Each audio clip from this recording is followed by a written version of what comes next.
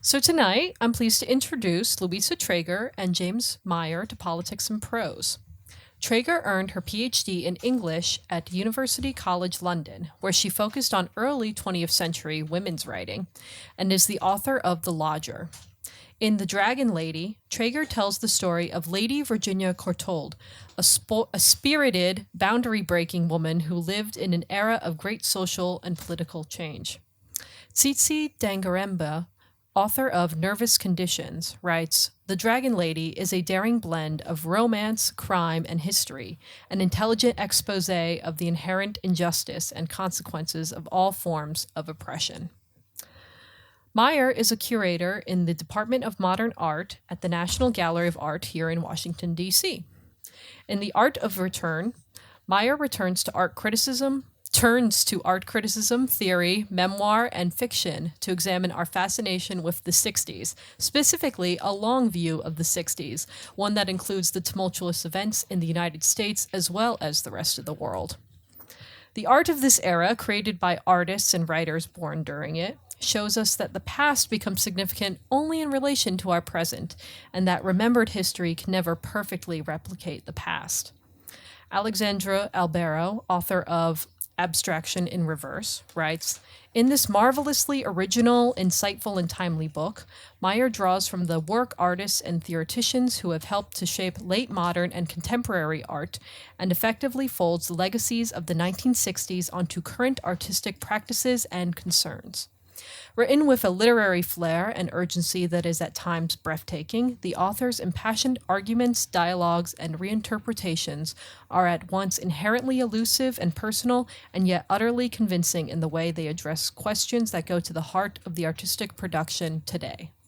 Now, please join me in welcoming Louisa Treger and James Meyer.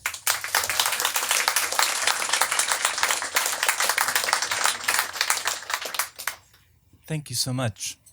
Can everyone hear me? Good. Sort of. It's a big honor to be here. For both of us, this is Louisa's first event on her tour for The Dragon Lady in the United States. This is the first event for my book at all. In fact, my book isn't even out yet, and these are the very first copies shipped in from Chicago. It's a huge honor to be here. I've usually been sitting over there and listening and learning from the speakers here. It's a rite of passage, of course, for writers to be able to come to politics and prose, and it's a big honor. So thank you. The question arose: How did you and Louisa decide to do this? Well, we met serendipitously and we started talking, and we realized we had a lot to talk about. Our dialogue was instantaneous and fruitful, and we realized we were publishing books at just about the same time. And we realized, in fact, that our books had a lot in common in certain ways. Louise is a novelist, a historical novelist. I'm a critic, a cultural critic. But we're both interested in the past, in history, and particularly the histories that were current when we were children or that precede our childhood. If you will, a recent or not so recent past, and the boundary between recentness and history. So that, in a way, binds our practices together. And Louisa's book is set in Rhodesia. One of the artists in The Art of Return I write about, Zarina Bimji, was born in Uganda in Eastern Africa and returns to Uganda in these beautiful films that I write about. So I had to explore African history and culture to write about her work. So I too have an interest in Eastern Africa. So that's some of the connections between us. Hello, can you all hear me? I'd like to add my thanks to KD and the rest of the staff at Politics and Prose, and to say how completely thrilled and excited I am to be here. So this is my first ever event in America, but I have a very personal connection to DC because my son Adam is at Georgetown. And Adam's here tonight, so I'll try not to disgrace you, darling. So, as James said, there was a serendipity about this evening. We met and formed an instant connection. My book was published in the States on August the 13th. And I said to my publisher, I'm going to be in America anyway because I'm settling my son, in his new apartment. organize some events for me, please? And lo and behold, this happened. So I'm totally excited and honored to be at Politics and Prose.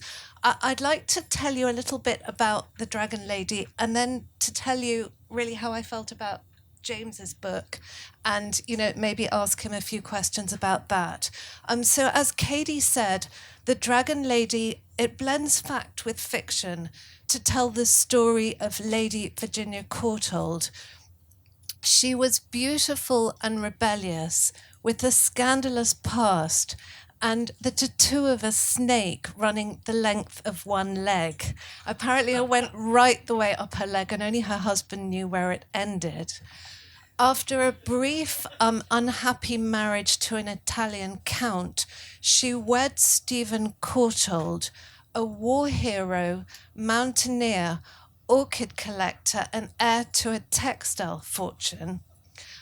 Ostracized for being a foreign divorcee at the time of Edward VIII and Mrs. Simpson, they moved to Rhodesia, where their efforts to create a better country for all the inhabitants, black and white, led to misunderstandings and anonymous death threats, and really got them into very deep water. So, it's the story of this very colourful, strong woman who lived by her own rules. So for those of you not familiar with James's work, he's a historian of the 1960s. And his first book, Minimalism, took a look at the minimalist artists of the 1960s. And it was, a traditional sort of historical approach. The Art of Return is something quite different. It blends James's personal recollections of childhood during the 1960s with art, history, literature, film, politics, philosophy, critical theory. I mean, I really felt that there was all of life in his book, and it is completely innovative and completely unlike anything I've ever read before. So bravo. And how did you come to write it? And can you talk a bit about the switch between, academic writing and finding a more personal voice? It's awfully generous of you to say. No, it's true. It's only the truth. Well, thank you. You're the first person who's read it, so that's nice. It's going to be very, very well received. Thank you. Yes, I like you, I got a PhD, yours in literature, mine in art history. And I was a professor of art history for most of my career at Emory University. And I taught art history and wrote art history. And I specialized on the 60s, as Louisa described. Wrote 2 books on minimalism, but also conceptualism and post-minimalism, these different movements of the 60s and 70s. In 2010, I had a fellowship at the Smithsonian to start the Art of Return. That led me to Washington, to the National Gallery, and I produced an exhibition some of you may have seen about Virginia Dwan, the wonderful art dealer, which traced her history from 1959 to 71. So I kept in my work going back to the 60s and the 70s. My 60s really includes much of the 70s and a bit of the late 50s. And I began to ask why. Why am I returning to this time? Why am I writing these histories? Instead of what and how, I started to ask why. And why are so many scholars of my generation, why are they returning to this time? Why are so many artists I'm seeing and writing about returning to that period? And writers, fiction writers, memoirists. What is it about that time that wants me to return to it? So I began to think about the notion of return. The return of a history, particularly a recent or fairly recent past, what I call the return of, and then the return to, the mnemonic act of going back to another time, to try to understand it, and perhaps to locate yourself in the time. Because most of the artists and writers in the book were born in the long 60s, and it's the time of their childhood. So I began to reflect upon my own childhood memories, and I began to thread my own memories and my own history into the book. It begins when I'm about 8 years old, and I'm hitchhiking and I'm encountering hippies on Martha's Vineyard. I'm actually old enough to have met hippies. And yet, the drama of my generation, the late or post-boomers, is that we missed the 60s. We didn't really experience it. We're a generation, if you will, too late.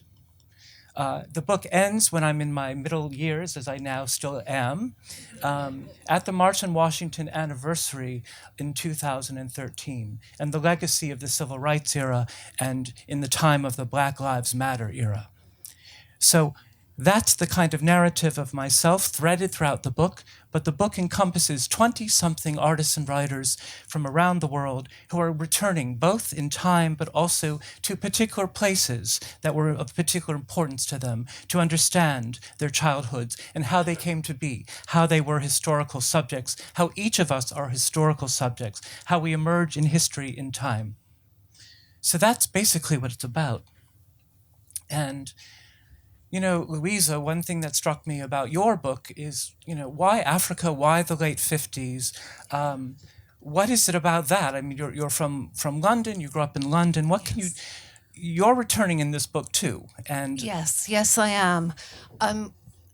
Well, one thing our books have in common is I think they're imprinted with those very vivid images that we all experience as a child. You know, those primary images that never really leave us, that perhaps we don't understand fully at the time. And I'd like, you know, to ask you a bit more about that. But my late mother's family come from South Africa. And I have Africa in my blood. I mean, Africa just gets hold of you in a visceral way. I still, you know, as an adult, long for the high skies and the harsh light and the, you know, the smells and the sounds.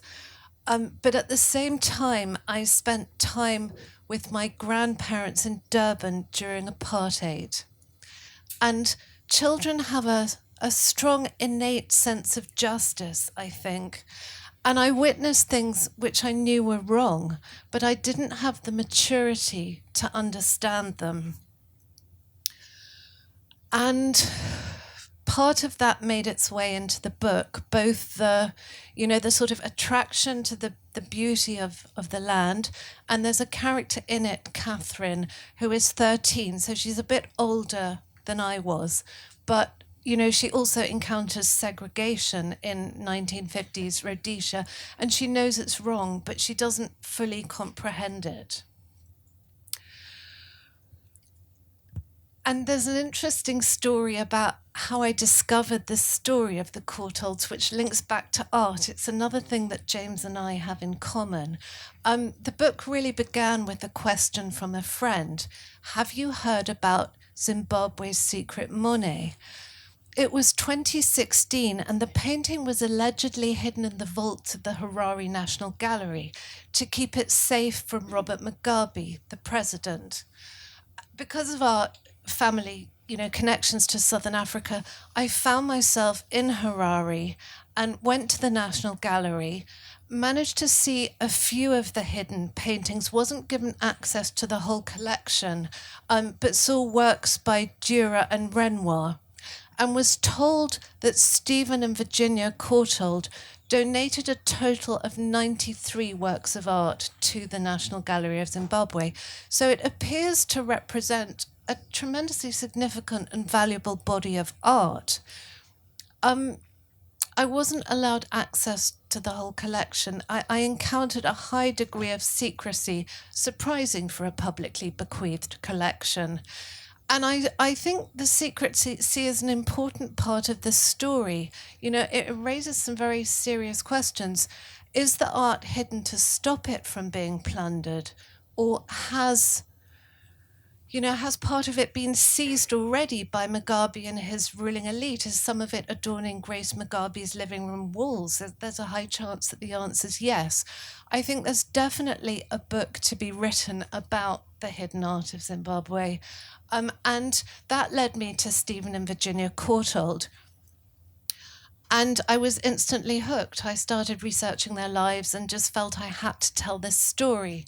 But so one of the many things that struck me about James's book was the way, these images of the 1960s imprinted themselves on his consciousness.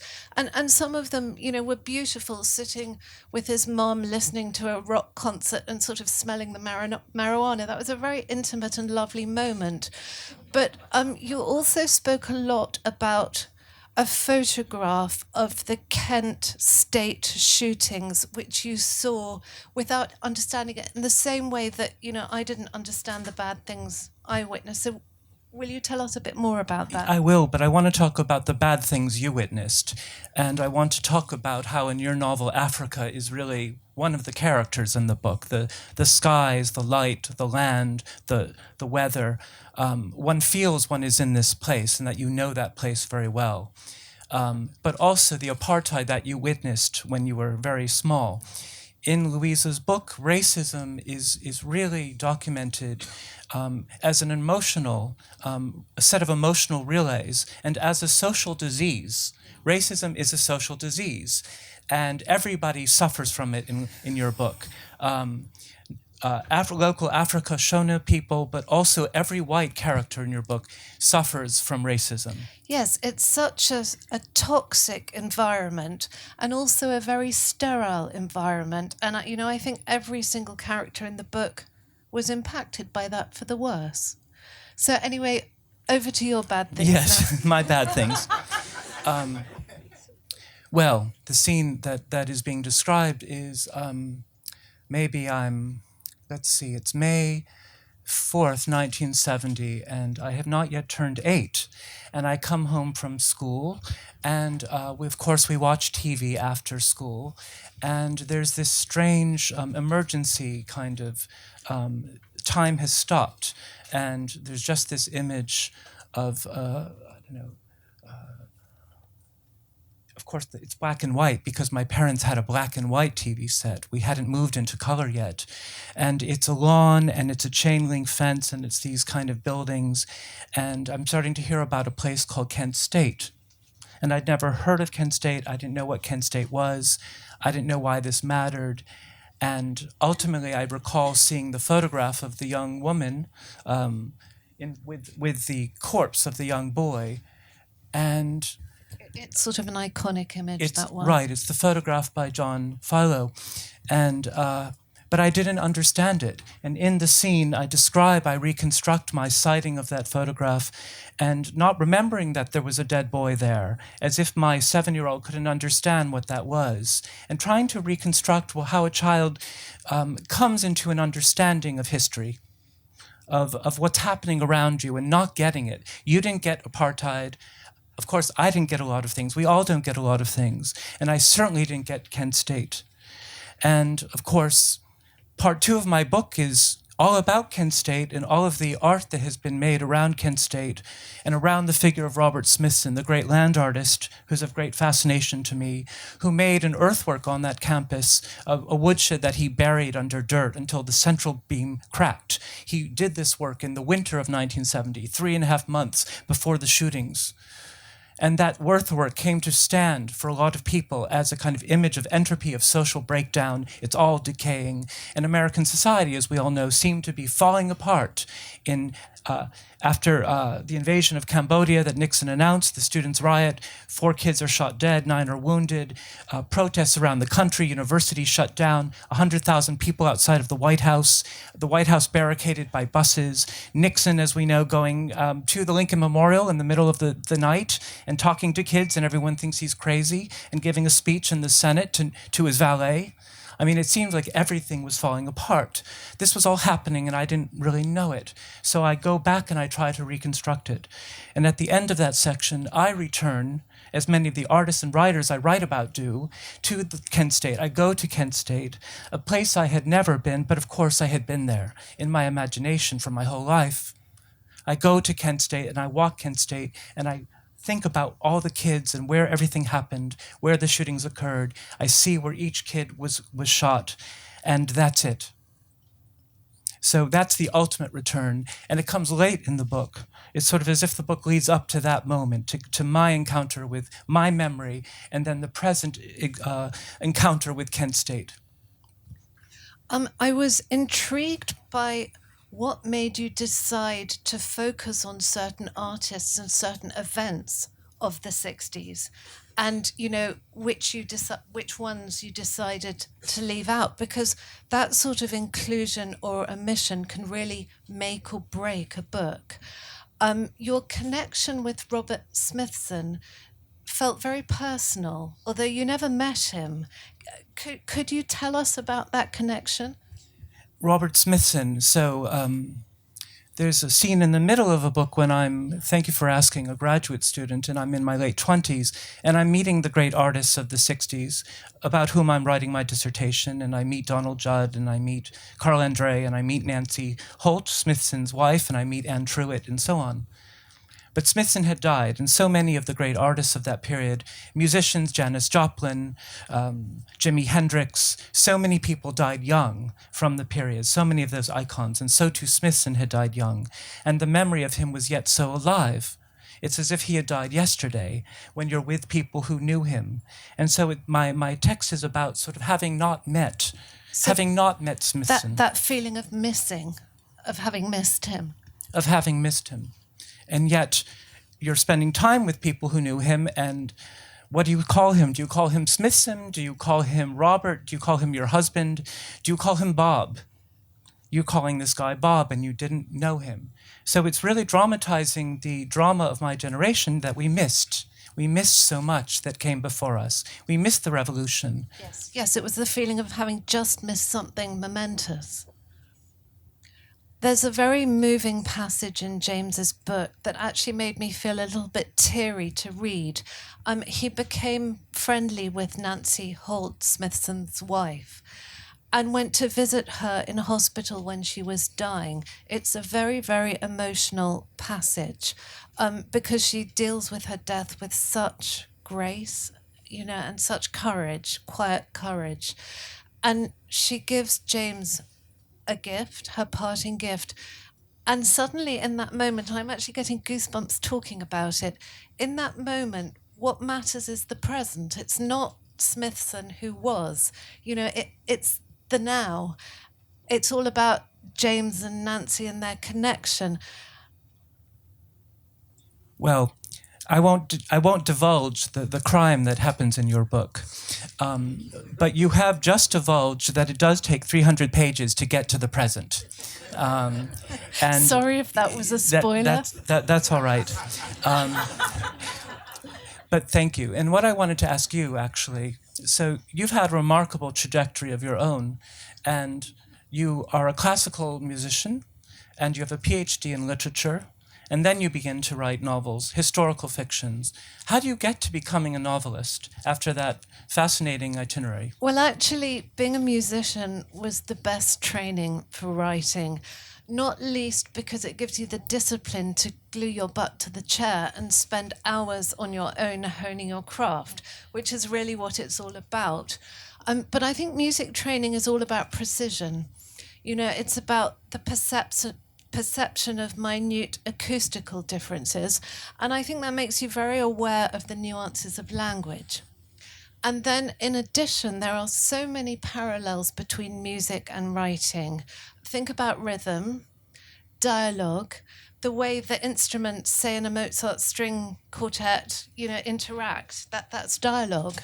There's onomatopoeia, alliteration, refrain. I mean, I could go on and on. I feel nothing's ever wasted in life, and I was meant to get to this point. Mm-hmm. And music was a really great training. Yeah. I was talking of fine writing.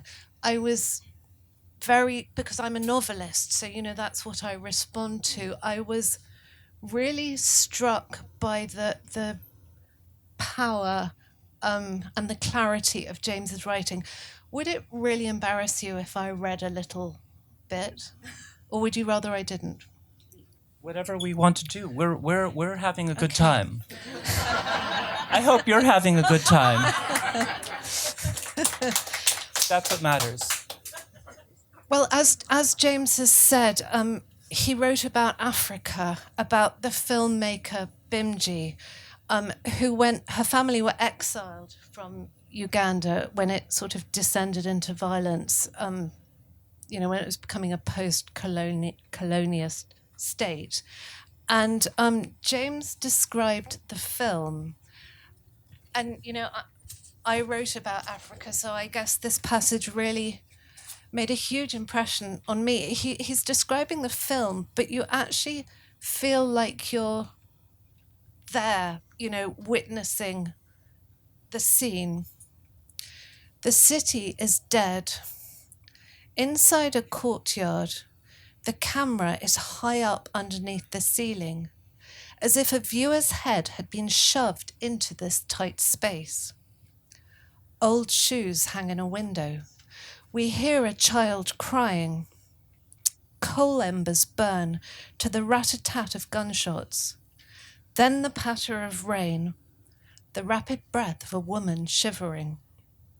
An empty room, a puddle.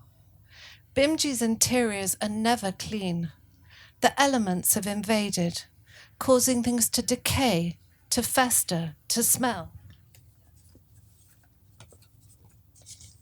On the outside, the buildings are formal, colonial, official-looking. Their black windows are sockets without eyes. In the courtyard, a peep of chickens, clucking, wandering. Rain dissolves to sunlight. Tombstones bake in the blazing heat. Names chiseled in English and Indian script.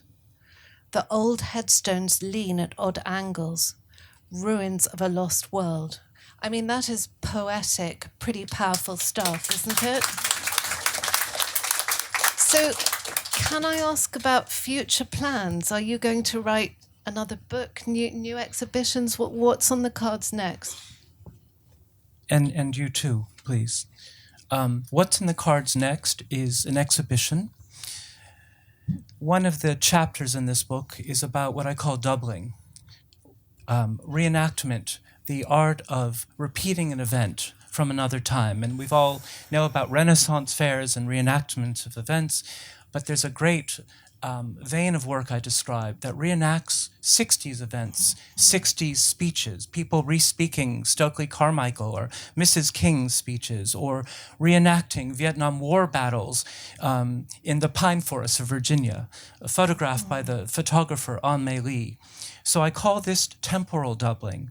That is to say, the repetition of an image or of an event or of a speech allows us to gauge our own position in time, one time in respect to this other time. We see time. Yeah. Through the similarities and the differences. And yes. So I call this doubling. And the next show, my work is moving into an exhibition at the gallery, and it's called The Double, Resemblance and Difference in Modern Art. And it's about doubling and reversal and dilemmas and doubled selves. And that will be in 2021. And what about your next project? Well, it sounds fascinating, and I hope I'm in DC to see it. Yes. So my next project continues my theme of strong women who live by the rules, and I'm actually writing about an American, Nellie Bly, who was your first female investigative journalist. She faked insanity convincingly enough to get locked up in an asylum on Blackwell's Island. And when she came out, she exposed the conditions, which led to fame for her and a lot more money, going towards the treatment of the mentally ill. So that it's that aspect of her life that I'm going to focus on. So now this will be a third novel about a female figure. Yes. And when's that gendering? Why women protagonists? Well, there's a theme in my work. It happens to be women, but I think I'm interested in women who are groundbreakers and pioneers, who struggled to find their place in the world. Really, that's what interests me. So, my fourth book, maybe I'll write about a man. Who knows? but it's that struggle. Someone whose path wasn't easy, but who nevertheless went on to do remarkable things. That interests me. Well, Virginia Courtauld, the protagonist of this book, they're insanely rich, right? And they don't have to work, and yet she does struggle. Yes. She struggles a lot. She was never really accepted. She was the child of an Italian father and a Transylvanian mother. And in fact, she claimed to be a descendant of Vlad the Impaler, who some people believe was the inspiration for Bram Stoker's Dracula. So that's a lot of places and allegiances. So I think it was, very difficult to fit in. Plus, she just wouldn't have any sort of conventions at all. She shocked people, and I think took some pleasure in shocking, although wanting to be accepted. Yeah, so she didn't fit in easily. And I would have thought, okay, being the wealthiest people in Rhodesia, with a nice house that they build, beautiful gardens, that they would be kind of well received at the top of it. And yet they face so much antagonism because they're so disgusted by the apartheid system, and they try to change things, don't they? Yes, they do. They were very ahead of their time, in a way. And yes, they got into What are some of their achievements that you describe? Well, they started an agricultural college for young Africans.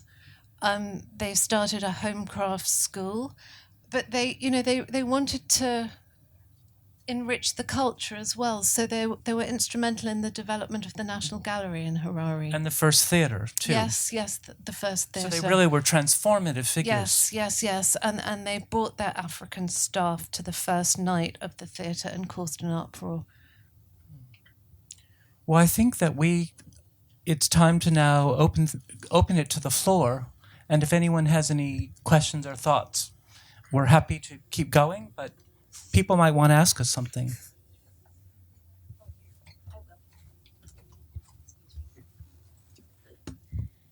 Louisa, would you read from your book?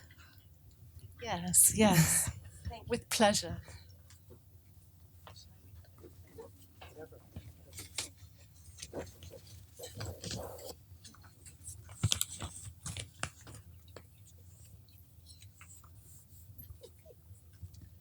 I've spent a lifetime trying to forget, yet the smallest thing takes me back to the time the Dragon Lady was shot.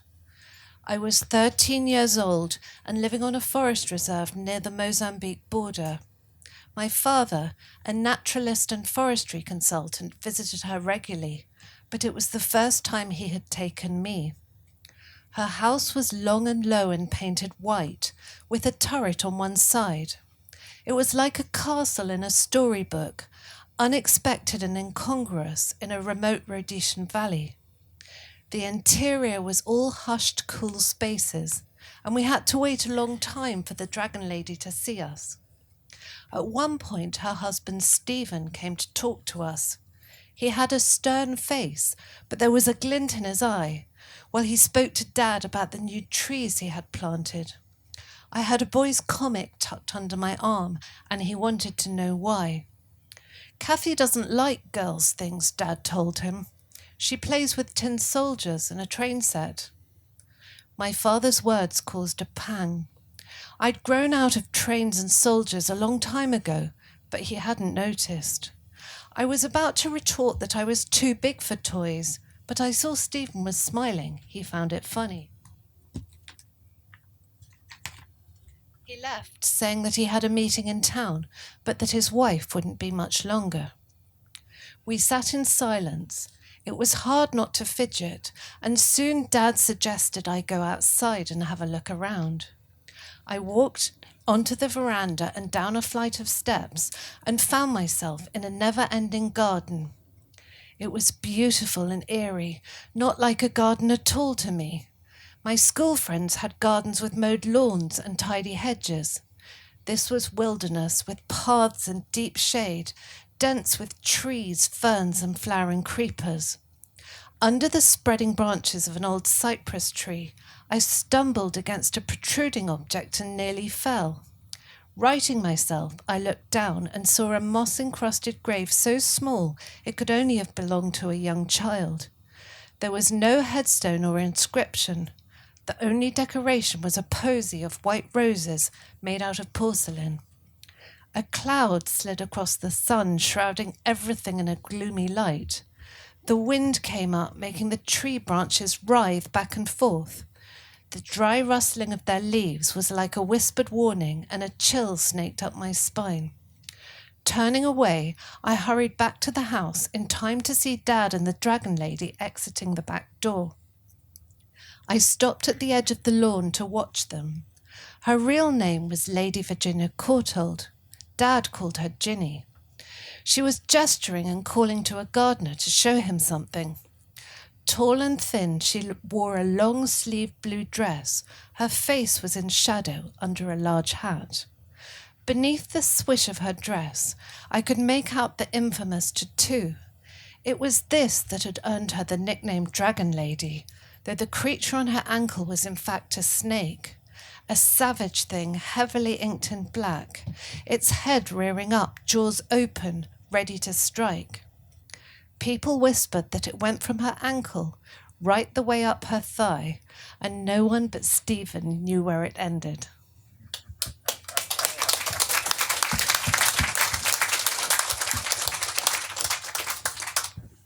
Any other questions?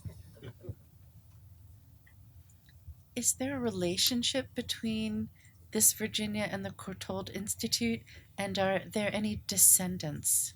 So, Stephen, Virginia's husband, was the youngest brother of Samuel Courtauld, founder of the Courtauld Institute in London, and Stephen and Virginia had no children.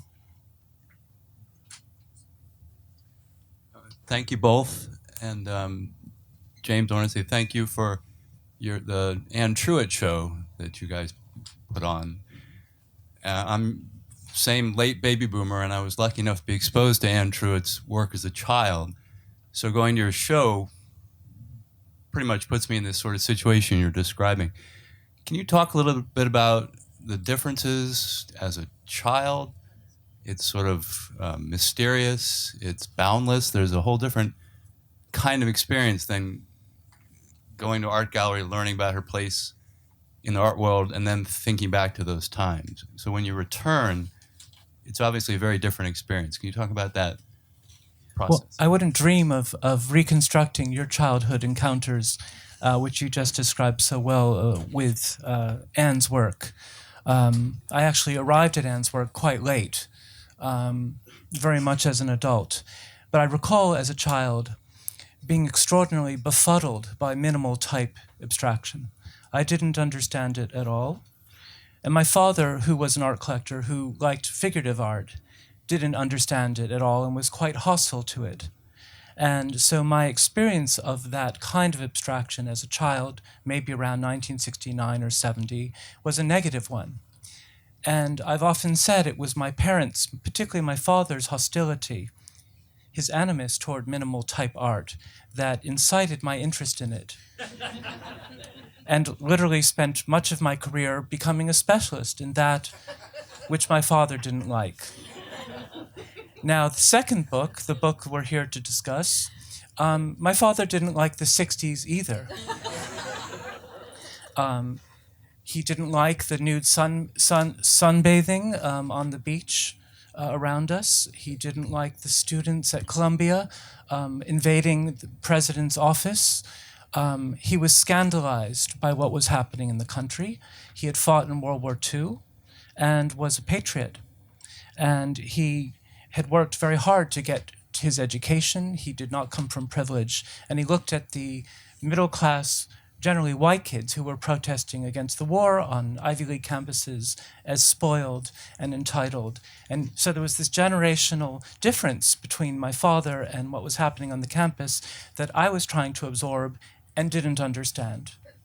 And perhaps that sort of miscomprehension of my father's, or my not understanding, my father's animus toward the 60s inspired this book. So very much it goes back to very early feelings, if you will. But now you wanted to ask about Anne's work particularly.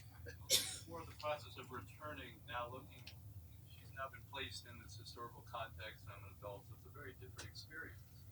To see her work now. So I don't know if there was a parallel in your, just that you can reflect on that process. That's an interesting point. I mean, and it's an interesting point about the art of that period, that it's supposed to exist in a present tense, and we're supposed to experience it as color, as shape, phenomenologically is the term that art historians use. But it has all aged in different fascinating ways. A lot of it, like Robert Smithson's woodshed, has completely disappeared, and we only know it through photographs. And we're trying to remember something that no longer exists. In the case of Truett's work, yes, it exists in this present, and we encounter it, and we admire the shapes and the colors, and we admire it in the way she would want us to admire it. But in the show that you're referring to, that we did at the National Gallery, the labels that I wrote very much tried to contextualize that work in Washington, where she worked around the city, her different studios, one down in Cleveland Park, one down in Tilden Street, where she lived, where the work was made, and what was the historical context of each piece. So they have become historical objects. She isn't here any longer, and I felt comfortable historicizing the practice in Washington in Truett's era.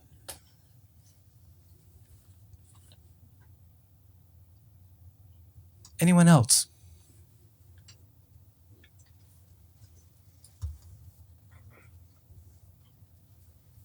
James, we know you have a passion for Proust. Have your views on Proust informed your book, The Art of Return, in any way?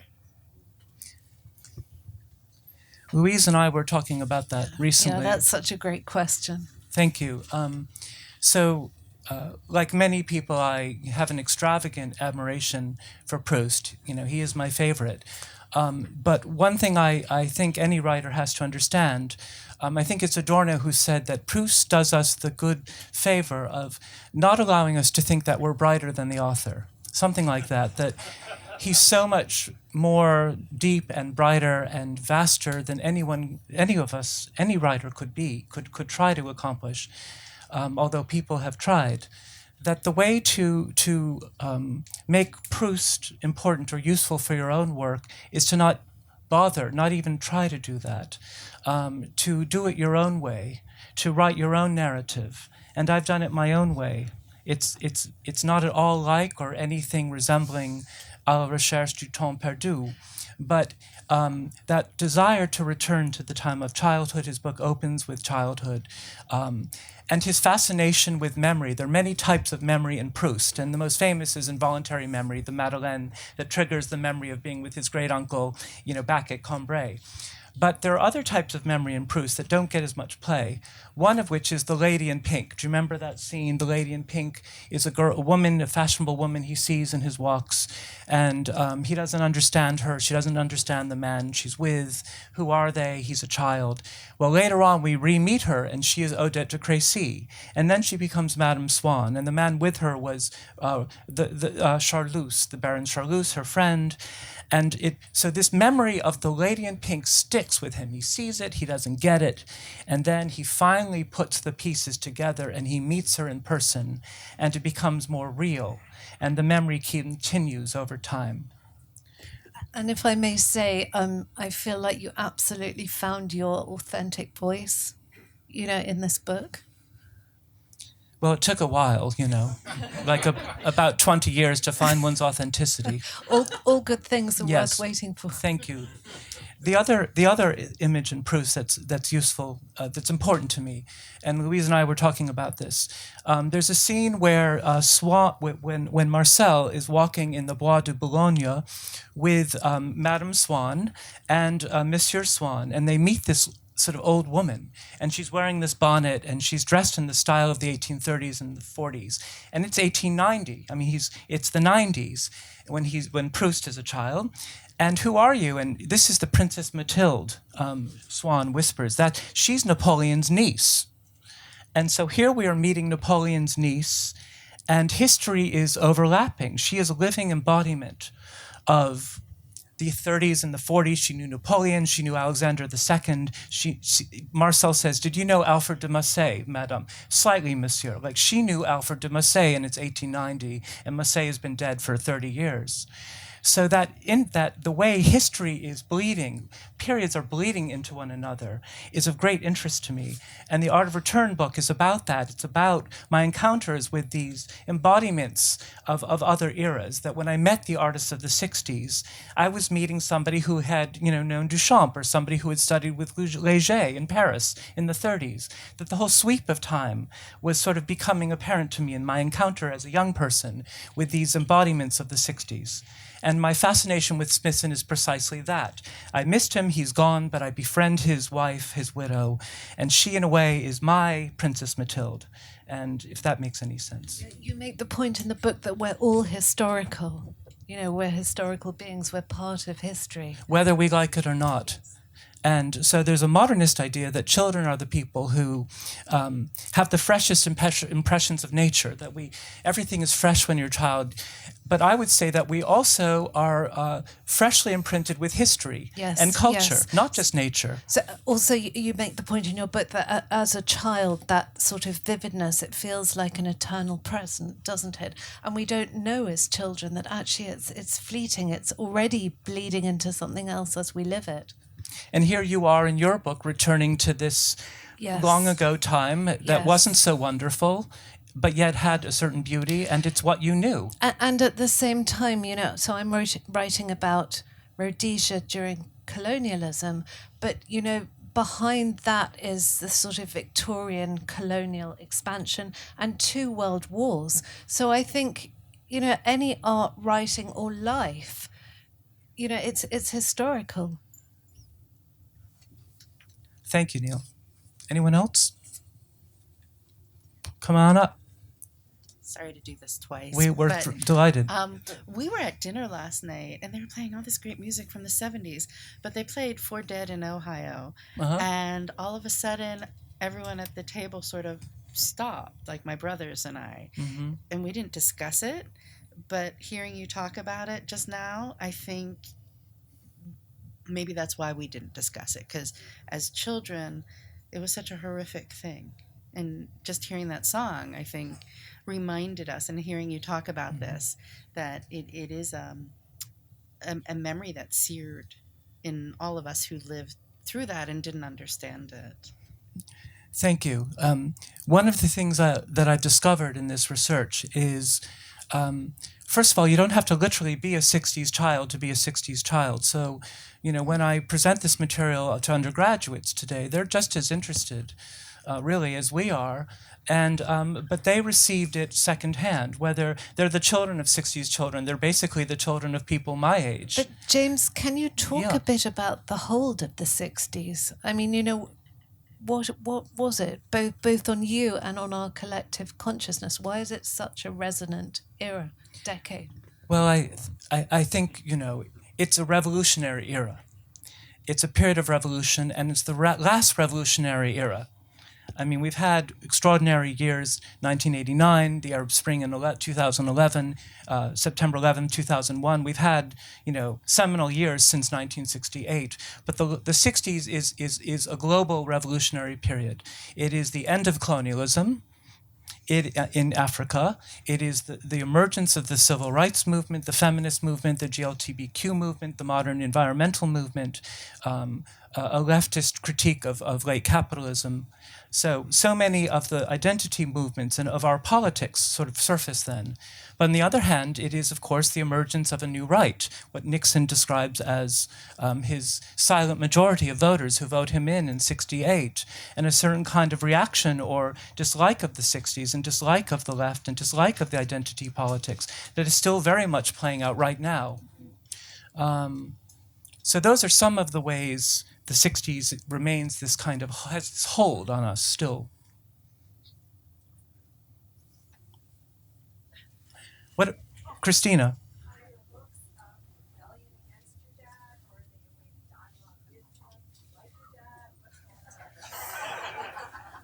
I think I explained it. Neil? It's a question for Louisa. To me, Africa is such an exotic place, and the history of Africa is even more exotic. Can you share with us some of your perspectives on Africa that probably none of us here have any idea about? Well, I suppose while I was writing about Rhodesia, I really write about a tiny slice in the history of Rhodesia, and it was when African nationalism was just emerging, and then Ian Smith came in and made his unilateral Declaration of Independence, which I think was 65, which basically put government into the hands of a white minority and made Rhodesia, a self-governing republic independent from Britain. And it led to civil war. And then independence and Mugabe. And actually, Mcgaubey appears in The Dragon Lady because the Courtaulds helped him. In the beginning, it seemed like he was quite a good guy before power corrupted him. And I mean, so we know really how the economy just collapsed under Mugabe, and the lot of the average person just got so much worse, while Mugabe and his sort of cronies were lining their own pockets and buying fancy cars and bank accounts in Switzerland and all the rest of it. And then there was a coup, and the current president, Emerson Mnangagwa, came in on a wave of optimism, and I think things have gone from bad to worse. And one of the highlights of writing the book was going to Rhodesia, where I stayed at La Rochelle, which is now run as a hotel, and I slept in Virginia's bedroom, which was really amazing. It made me feel very close to her living, breathing presence. And I discovered the grave of the child, stumbled on it, as I did in my book. So it was amazing. But what struck me in my day-to-day interactions were how nice the people were, how gentle and courteous. The greeting there is, hello, how are you? And they actually stopped to listen, to your reply and care about it. But so many people asked me for help. It was just completely heartbreaking. The number of people who are just stuck, who can't afford to get, higher education, so they can't afford better jobs. There wasn't much food on the supermarket shelves. I mean, it was just tragic, really. It could have turned out so much better, and it didn't.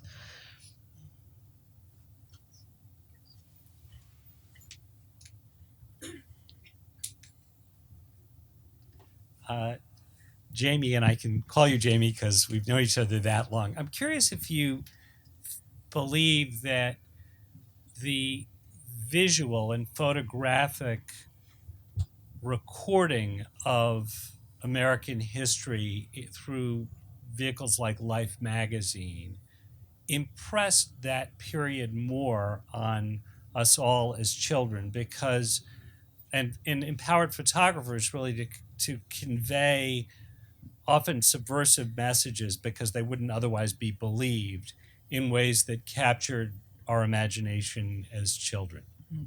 It's a beautiful question, Jimmy. And one thing I neglected to speak about when we were speaking about why the 60s remains constantly present, why it keeps returning, it of course is the televisual age, and events are being recorded in real time, like the shooting of Oswald was a real-time event, and the funeral of Jack Kennedy. And so that was a completely new thing, and these images get replayed again and again, and we absorb them, and we absorb them still.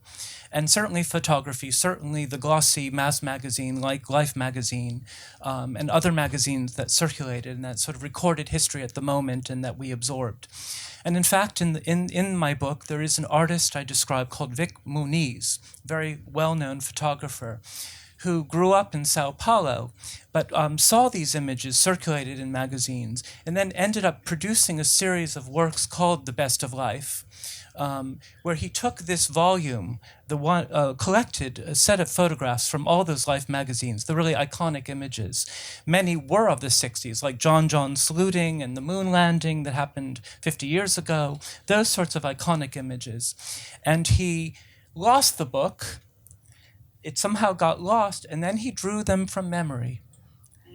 And these extraordinary works, Best of Life works, and then he photographed them and printed them. So they're triple filtered, triple mediated sort of images, and they are discussed in my book. The ones I discuss are a Kent State image, his version of the Jain Phalo photograph we just discussed, but also the notorious one of the Viet Cong fellow about to be shot, that really very famous image. So there's a whole aesthetic practice examining precisely what you're describing. And what makes it sort of interesting in his case is that he again was in South America, and it's also about a kind of American hegemony in that period, a hegemony of American imagery that are filtering around the world through these magazines and television.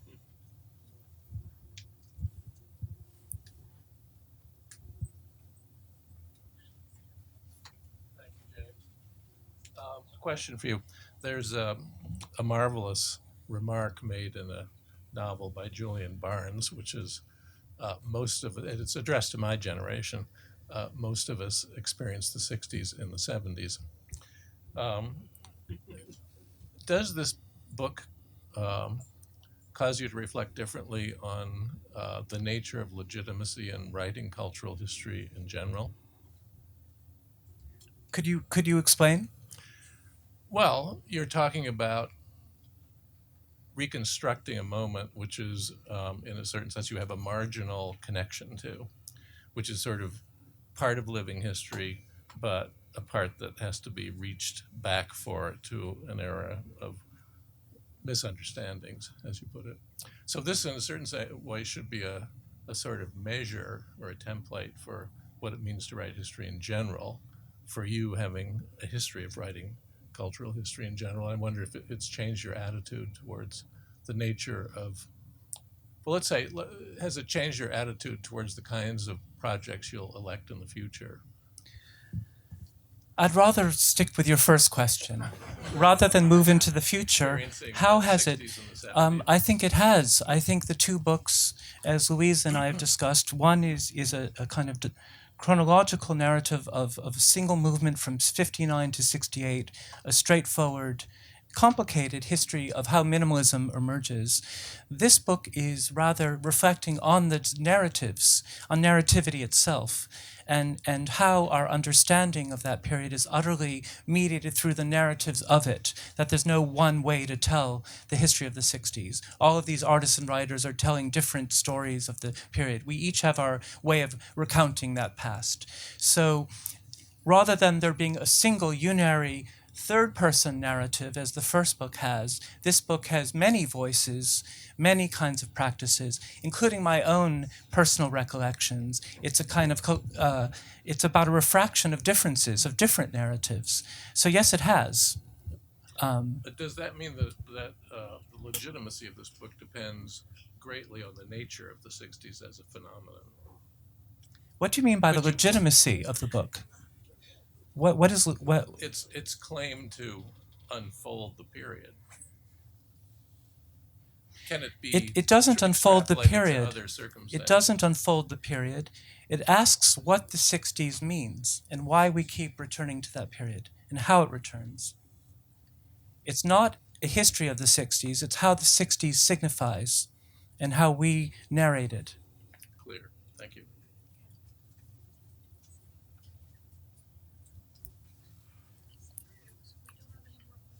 Running out of time? Okay.